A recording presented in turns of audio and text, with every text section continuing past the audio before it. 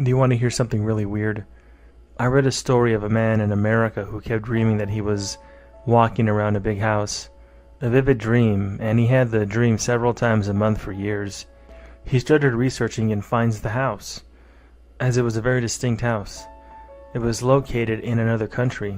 He contracts the homeowners and asks if he can visit the house, as it was really bothering him as to why he was dreaming of the house in another country that he had never been to. Apparently it was an old historic house with some significance, which is why he was able to track it down online to begin with. He flies over and meets the owners of the house. It is exactly like it was in his dream. Again, he had never seen or ever heard about this house in his waking life, but upon meeting the homeowners, the wife freaks out majorly.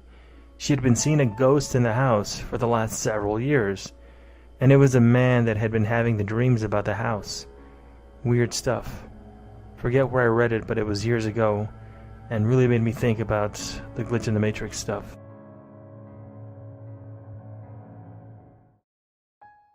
And this one story of mine basically made the quantum immortality theory in my mind concrete.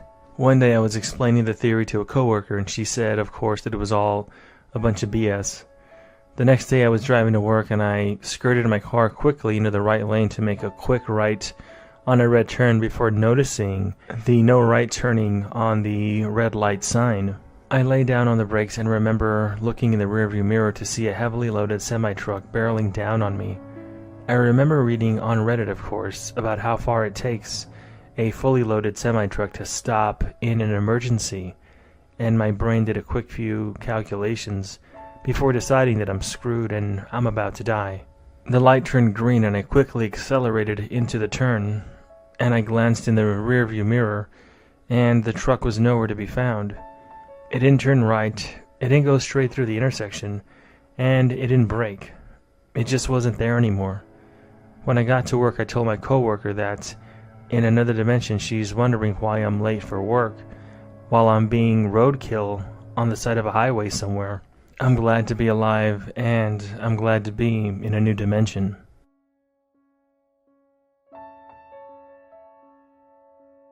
Quantum immortality really sticks out in my own head, and I had this one incident where I was driving to work one day and crossed a road, I thought, right in front of an oncoming car that was going 70 miles per hour. I got across the intersection and was so confused as to why I wasn't dead because this car was coming past me, and I checked my rear view seconds later. The normal explanation would be that he saw me coming and just slowed down, but he was far too close to my vehicle to have the time to slow down. But at the time this happened, I was certain that I was screwed. I was certain that I had driven in front of an oncoming vehicle. I thought about it for weeks afterward. It was really weird how I thought that I did that and nothing hit me. I still think about it from time to time. For no reason, that event just pops into my head, and is still very significant to me. That was nearly 10 years ago.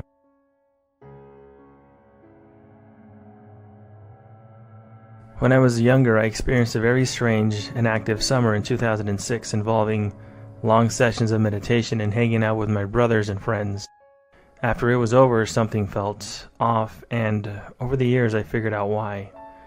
One of my brothers had been out of town much of the summer, yet I had so many memories with him for weeks that he had been away. This came to be a lot more eventful in 2011, and that brother sadly passed away. It was then that I knew that I experienced added time with my brother, years before his death. After his death, the feeling was strange but comforting. That was a pretty profound summer in 2006.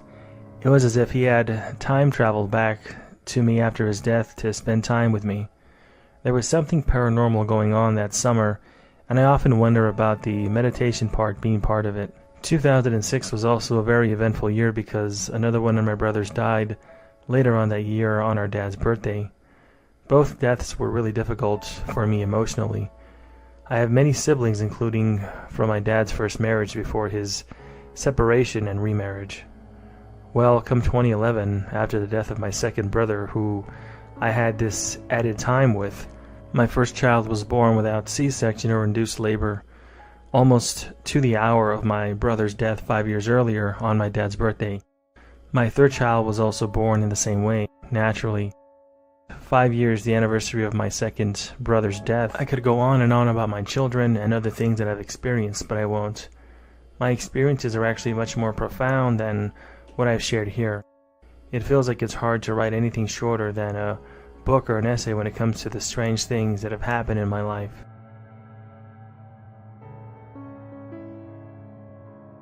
We had a next-door neighbor for years that was very old, and my mom was very close with her, as she took care of her and did lots of things with her and for her. Our neighbor's husband had died at a young age, and her sons lived across the country. She moved away to be closer to her son on the other coast when I was about 18, and from my memory she died about a year later when I was about 19. I remember very well and in detail. I specifically remember commenting to my mom about what I just stated above, that our neighbor didn't want to move away from home to begin with, and how sad it was that she died a year after leaving. I specifically remember where I was when my mom and I were having this conversation, remember my mom crying, remember her telling me that our neighbor's son had texted her to share the news, and even remembered my mom writing my neighbor's son a short letter to express her condolences and say how much she loved his mom. Except apparently that never happened, because our neighbor actually didn't die until a few years later when I was about 23 or 24. Waking up one morning and my mom calls me and says, "Hey, Mary died last night." I literally was speechless for a minute and had a look on my face to the point where my mom was like, "What?" I told her that I specifically remembered our neighbor dying years prior, her being the one to tell me, in fact, and that I remembered the whole conversation. I recounted the conversation to my mom and mentioned the letter that she had wrote to Mary's son, and my mom just didn't know what I was talking about, and she was like, "That never happened." She thought that maybe I was confusing it with our neighbor moving away, but I know for a fact that I wasn't. I remember her moving. These were two different situations and two different things that happened, and if it was just moving, why the letter? And why all the crying? And why all the conversations and details about the death? There also is nobody else I could have been mixing her up with, as there was no older members of my family like that passed away. It was definitely Mary that we were talking about, who had died and passed away. I know, I'm 100% sure about it. We kind of talked about it a few more times, trying to figure things out, but then we just moved on. But it was very unsettling to have that feeling, and I've never been able to figure out why this happened and why that situation of our neighbor dying didn't manifest earlier when I remember that it did. I still remember everything that happened exactly the same way. Years later, I still think about the incident from time to time, and I'm completely baffled and have no explanation for this memory that never occurred.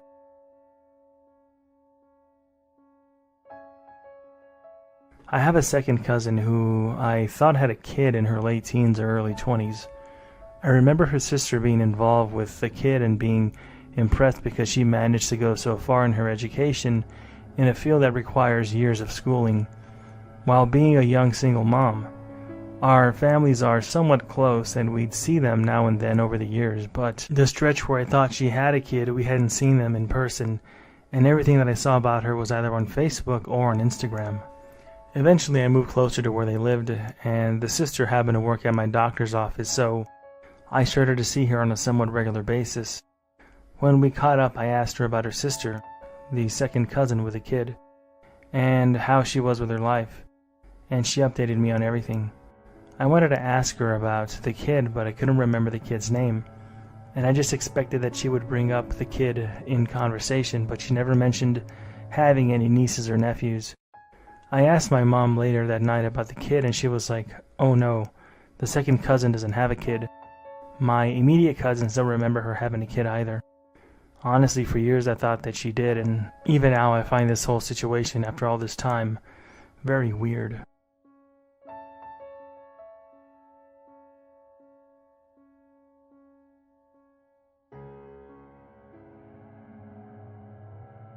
I remember having a very similar experience at work. I remember very clearly having a conversation with my boss about how our sales rep from one of our vendors passed away after he had been extremely sick for a long time.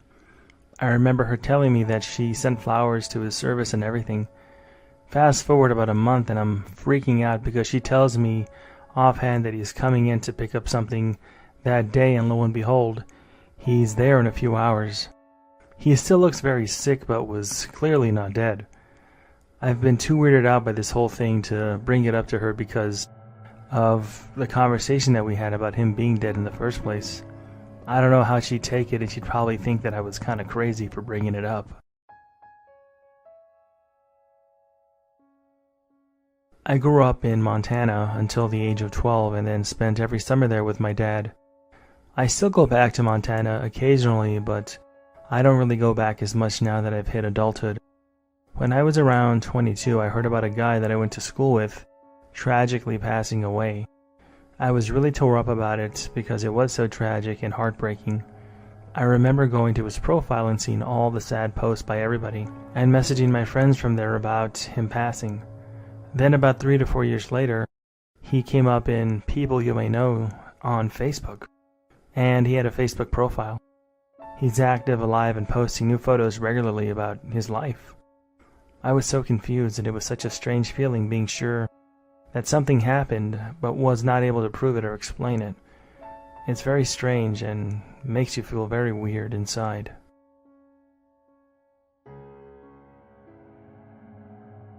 I used to work at a homeless shelter, and a man who'd been staying at the shelter for years has a pretty severe drinking problem. He's a good man, but is drinking himself to death.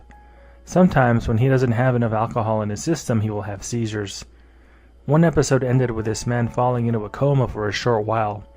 Not exactly sure for how long, maybe a few hours, maybe a day or more. He told my boss that during his time unconscious, he was living in a world where he was a pilot. This man was flying a commercial jet over international waters, traveling the world and getting paid for it. He remembers flirting with one of the flight attendants and then heading back into the cockpit. Soon after, he awoke in the hospital, homeless, with a severe drinking problem. There have been a few times when, after much too heavy doses of psychedelics, I have fallen into a state of complete confusion. I could remember that I used to spend long periods of time at a homeless shelter, and that I felt that I was under the influence of something. I could smell myself, I was sweating profusely at the time, and I couldn't remember how I got to my current location. I remember coming to the conclusion that I had been homeless for years, staying at the shelter in which I worked. I could picture myself getting up from where I was laying and walking into a general area, as though this would be a very regular routine. Suddenly, a wave of fear came over me. I wasn't sure what I had done that my family would no longer take me in. I didn't want to be in this life. And if not for the strange inability to actually move from my current position, could very possibly have done something drastic while I was in this other state of consciousness. The movie Inception, while still a great movie, makes me quite uneasy. I don't know if there's really any way of ever telling if anybody's experiencing reality, or it's all one big hallucination, or perhaps we're experiencing multiple realities at the same time in our day-to-day lives and we just don't know it.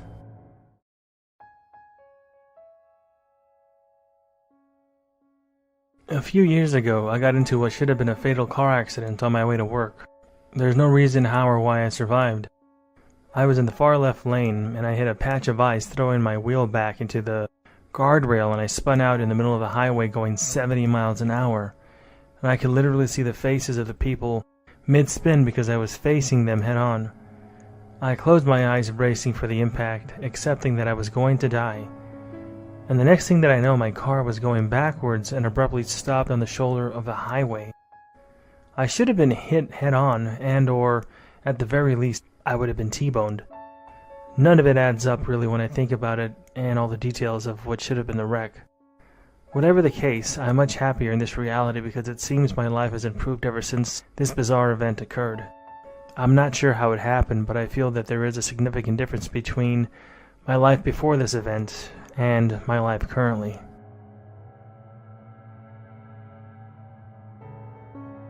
I have one story of my own to add here on this sub. I was 9 years old, I think. Well, anyways, I went to the library every day after school, after getting off the bus. On the way, there was a four-way crossing area, and I had to cross. I went through two on my way, the outer ones, inner ones facing the park. Walking a few more meters would get you to the library. Anyways, about this four-way crossing, I was going by one day and I run across the intersection. I take up as little time as I could for the drivers who stop for me usually. Now every day it was the same, but then, of course, as I'm crossing as usual, this baby blue old-looking car whizzed by me. It was maybe about a foot away from me at the most. That's just an estimate because I don't remember exactly how far away it was that day. I was looking away from the car and in the middle of running, but I felt the car behind me. Either way, I can't remember at all that well. It was several years ago, but I do remember the event, and it's something that stands out to me. I know the wind knocked me out, and I had to have been standing there for a bit, but the strange thing is that I didn't get run over by that car. I survived, and I don't know how because it should have ran me over.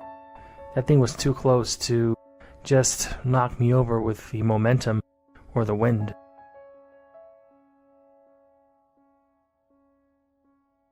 The only possible near-death experience or quantum immortality experience I may have had was when I was 16. I got into a car accident due to my cousin playfully jerking the wheel and me overcorrecting the car. We flipped into the air probably 15-ish feet and landed in a ravine. During the flip, I hit my head pretty hard on my driver's side window and remember hearing the glass breaking before blacking out. During the blackout, I had a sort of dream where my cousin and I were still driving on the road, laughing and singing along as if nothing had ever happened. I came to when the car landed, then jerked back, luckily right side up, and then managed to evacuate the car. Thankfully, both of us made it out alive, but after reading so many of these stories like this on this sub, I wonder if this was more than a dream, and perhaps it was a glimpse into what really happened in an alternate timeline. I was working from home and absolutely hated my job. This day was especially bad and I had zero motivation to clock in, so I was trying to come up with an excuse. I was thinking, I'll just tell them my apartment complex was on fire. I had already used every excuse in the book, but then I was like, that might transpire into extra paperwork or something, as the company I had owned the equipment in my apartment, so I thought about telling them that my parents' house caught on fire. Finally, I decided to just clock in because the mental picture of my parents' house on fire made me feel really, really guilty. And sure enough, an hour later my mom calls, "Your dad blew up the shed," she told me in the phone call. My soul left my body and I couldn't believe what I had just heard from my mom. My dad had set down a light torch to take a phone call. It fell next to 2 propane tanks, and then, well, it blew up. Completely burned the shed to the ground and part of the garage and the house. I ended up getting the day off from work. My dad is all good. He answered the phone and was out front when the explosion happened.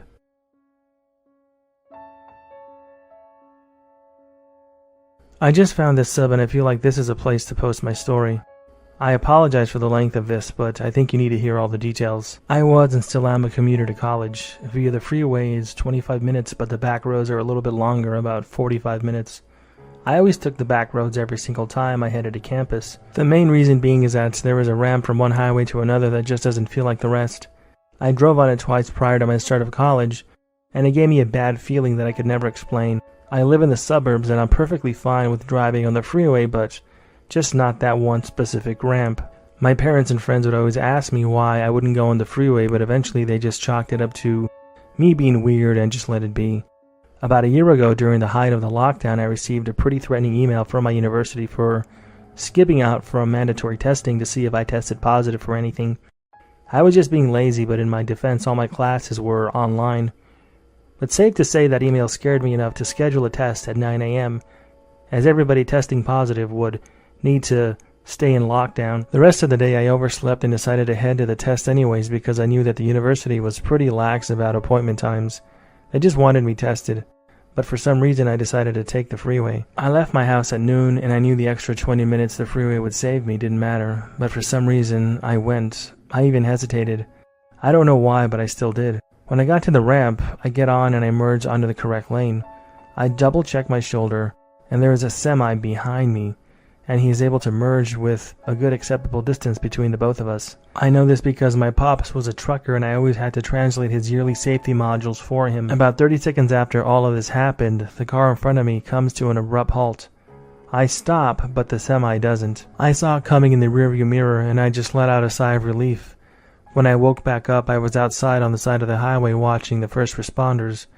I looked over to where they were, and my car was upside down in the lane where another blue semi was on top of it. I watched for what felt like an eternity, just trying to make sense of what was going on, until somebody tapped my shoulder and said, "Excuse me," and before I could even turn around, everything just went dark. When I saw the light again, I was upside down, still strapped into my seat with a seatbelt. I undid the seatbelt and crawled to the only source of light and just started screaming. I must have not been flipped over very long because traffic was still coming to a stop and people were in their cars. Good Samaritans came out to help me before the paramedics could arrive. What really happened was that my car went airborne after the initial impact and flipped over another car and landed in the next lane. Exactly behind where I landed stood a blue semi that stopped 20 yards from where I landed. My car was completely totaled and crushed every which way, but I walked out without a scratch. The paramedics, officers, and hospital staff kept telling me how lucky I was to survive. I didn't feel lucky, and I still don't. I feel like I'm not alive. I have no words to logically explain this, but nothing feels the same. Mundane every day, and things just seem foreign to me. I don't feel the same in my personal relationships. I feel detached from everyone and everything. I've had MRIs, CAT scans, and even an appointment with a neurologist, and I've been medically cleared on everything. But I don't know what to say. It's almost like I don't even belong here.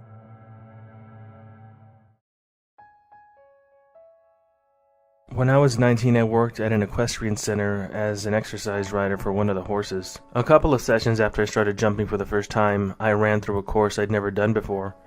My center of gravity was off, and I think my knee gave out when the horse dodged the jump really sharply, which resulted in me being thrown. I hit the ground at a very dangerous angle. My chest and chin slammed in, and my back arched backwards, kinda like a scorpion's stinger or tail if you imagine it. I heard a really loud snap, and then everything below my chin felt like it just sort of disappeared when my body settled awkwardly on my stomach. Obviously, the owner of the equestrian center was screaming, and somebody else in the arena was trying to catch the horse, so I didn't get trampled. But I remember thinking that the one thing that I've always been warned about has just happened. Out of nowhere, I felt some kind of a very abrupt adjustment, sort of, and I was back, moving my limbs with absolutely no pain in my chest or face. The wind wasn't even knocked out of me. The owner was still freaking out, but stared at me really confused when I stood up and asked to try it again. I went to see a doctor shortly after, and he said, judging by my bruising on my chest and chin and neck area, I shouldn't have gotten up from that. If the fall didn't kill me, it should have broken 3 of my vertebrae in my back and neck at a minimum. He did some more checks and tests, and I was fine. I didn't even have a concussion or damage to my teeth when my jaw slammed shut on impact. To this day, I have no idea how it happened or why, but I know that I'm very lucky because I felt it happen, and everybody saw me land on my front when I fell off rolling from the horse.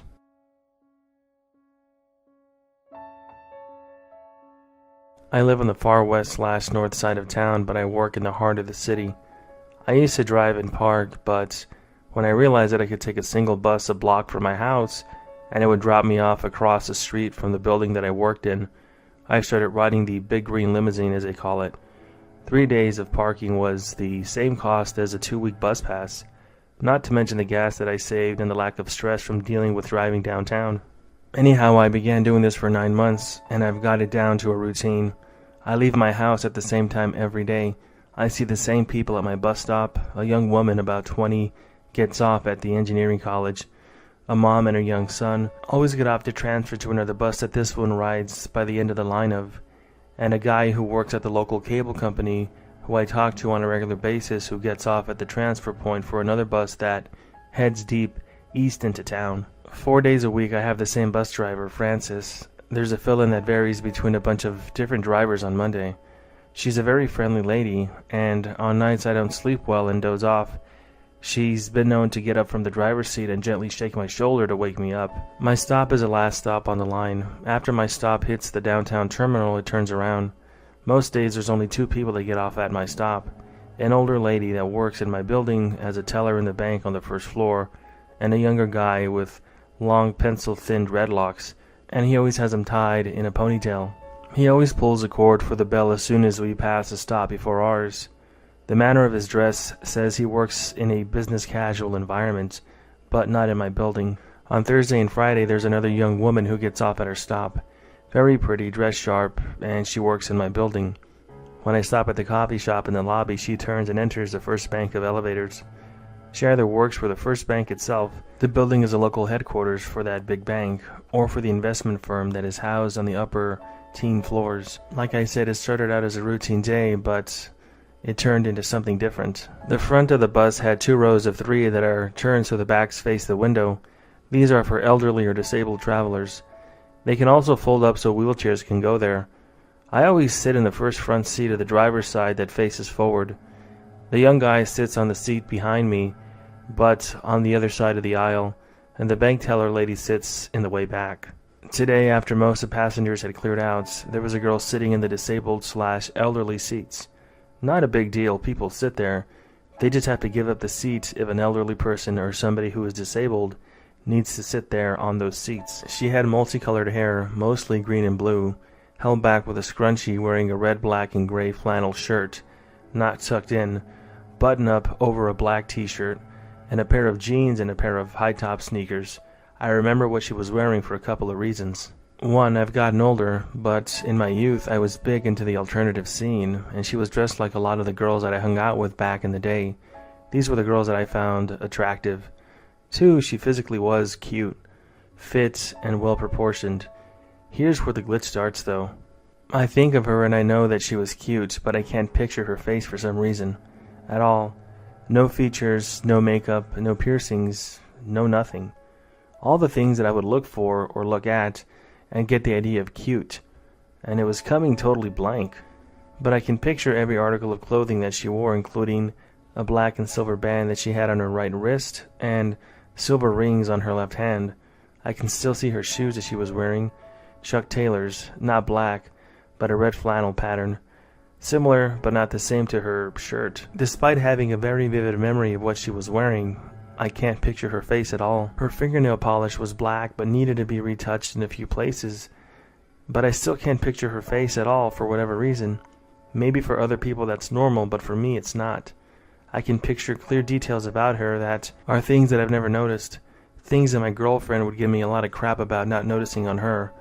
But I can picture this girl sitting in front of me crystal clear, and it's 4 hours later and I still have this image of this girl in my head. There's a couple top left, and she turns from sitting back to leaning forward and looking towards the front of the bus, looking out the big open window, down the main avenue, out at the lakefront. I remember, to my embarrassment, noticing that her rear fit those jeans very well in a perfect apple bottom. I remember her turning her head to look at me over her shoulder. I have the distinct impression of her smiling before turning her attention back forward again. We passed the second to the last stop. I looked over at the young guy as he pulls a cord to tell the bus driver that he wants to stop. He yawns really wide and uncovered. I smirk and yawn as well, invoked by his yawn. I rub my eyes, and when the fog leaves my eyes after rubbing them, that girl that I just described, she's not there anymore. Confused, I look around the bus like somehow in a half second she moved out of view, in some way or in somehow, like behind me or something. The young guy is doing the same thing. We look at each other, then at where she was sitting, then back at each other, and we both have this really confused look on our faces, like we both know something has just happened, but neither of us can figure out what it is. The bus comes to our stop. Still confused, I get up and walk to the front of the bus to get off. See you tomorrow, Francis. Yeah, she could be back tomorrow. Here's another strange thing. As I turn around after I get off the bus, instead of the chubby, giggly, warm African-American lady that took my fare when I got on, it was some old, skinny white guy with a long face and this big, bushy mustache.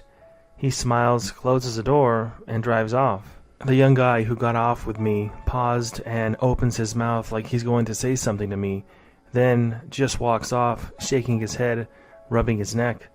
The cashier lady who exits from the back door off of the bus stands next to me, waiting to cross the street, chuckles and looks at me. It's going to be an odd day today. I can just feel it, you know? Part of me feels a little bit freaked out. I've never had something like this ever happen to me before in my life. The weirder part is that little voice in the back of my head just saying, forget it, it's not even important. However, I wanted to write this down and document it somewhere so I don't forget the details. But there's more.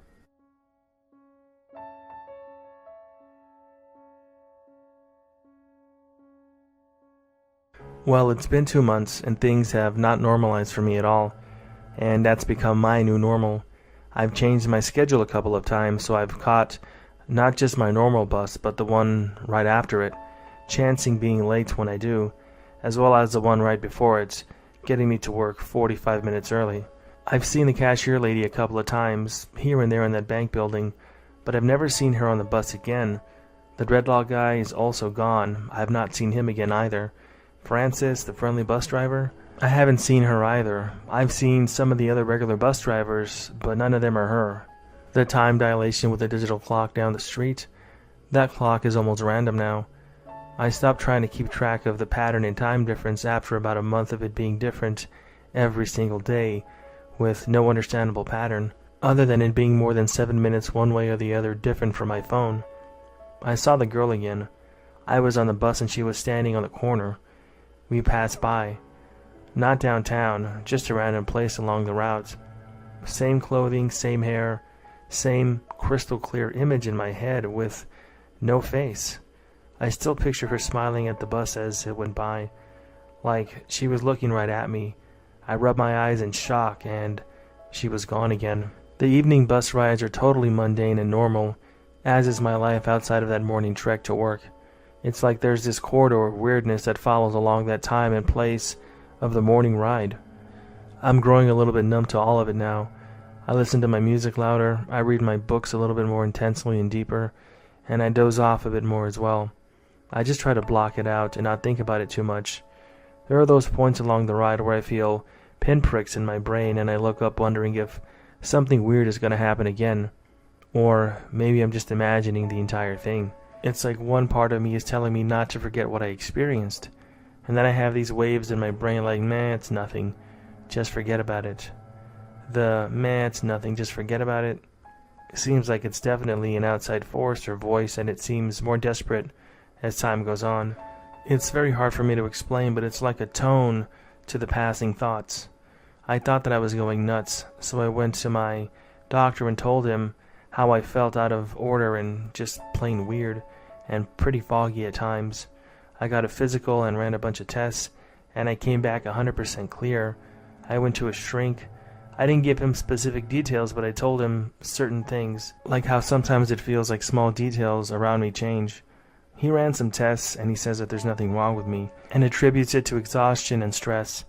He has me taking multivitamins and a mild antidepressant / anti-anxiety pill. I'm beginning to think the bus or the trip or that girl aren't the real glitches. I am.